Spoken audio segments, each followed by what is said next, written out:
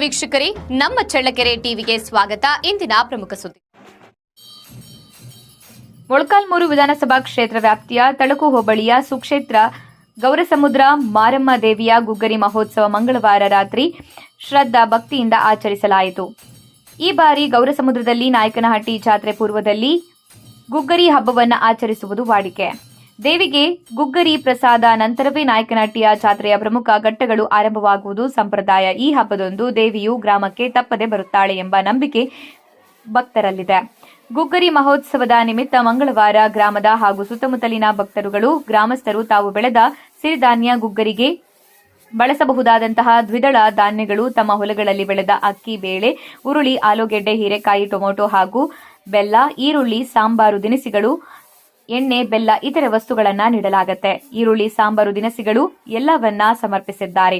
ಭಕ್ತಾದಿಗಳು ನೀಡಿದ ದವಸ ಧಾನ್ಯಗಳನ್ನು ಗ್ರಾಮದ ಮಹಿಳೆಯರು ಸಾಮೂಹಿಕವಾಗಿ ಹಸನುಗೊಳಿಸಿ ದೇವಸ್ಥಾನದ ಆವರಣದಲ್ಲಿ ರಾತ್ರಿ ಇಡೀ ಬೆಳಗಿನ ಜಾವದವರೆಗೂ ಪ್ರಸಾದ ಸಿದ್ಧಗೊಳಿಸಲಾಯಿತು.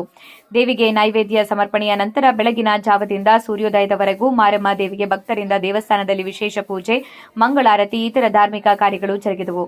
ಬುಧವಾರ ಸೂರ್ಯೋದಯದಿಂದ ಗ್ರಾಮದ ಸುತ್ತಮುತ್ತಲಿನ ಭಕ್ತರು ದೇವಸ್ಥಾನಕ್ಕೆ ಆಗಮಿಸಿ ಸಾಮೂಹಿಕ ದಾಸೋಹದಲ್ಲಿ ಪ್ರಸಾದ ಸ್ವೀಕರಿಸಿದ್ದಾರೆ. ಇದೇ ವೇಳೆ ಗೌರಸಮುದ್ರ ಗ್ರಾಮ ಪಂಚಾಯಿತಿ ಮಾಜಿ ಅಧ್ಯಕ್ಷ ಓಬಣ್ಣ, ಮಾಜಿ ಗ್ರಾಮ ಪಂಚಾಯಿತಿ ಸದಸ್ಯರಾದ ಈರಣ್ಣ, ಓಬಣ್ಣ, ಶಶಿಕುಮಾರ್, ವಕೀಲರಾದ ಚಂದ್ರಣ್ಣ, ಮುಖಂಡರಾದ ಮಾರಣ್ಣ, ನಾಗರಾಜ್, ಬೊಮ್ಮಣ್ಣ, ಪಾಲಯ್ಯ ಇತರರು ಹಾಜರಿದ್ದರು.